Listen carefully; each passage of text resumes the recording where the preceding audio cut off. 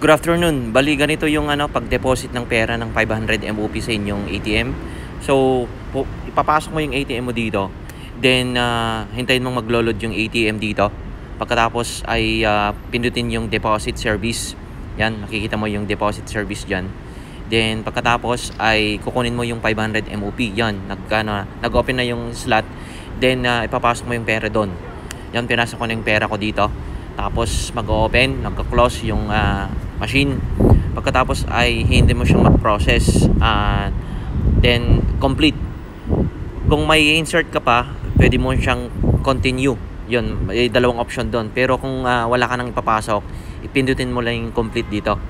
Ngayon guys, ay maghihintay ka ng resibo na lalabas yung ATM. Tapos makikita mo yung transaction accepted. Yun, nakompleto na siya. Then lalabas yung resibo mo na 500 MOP. Then pagkatapos guys ay kunin mo yung ATM. Tapos yun na, tapos na yung transaction mo na pag-deposit ng inyong account dito sa inyong ICBC.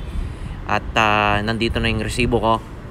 Ganun lang guys. Thank you so much.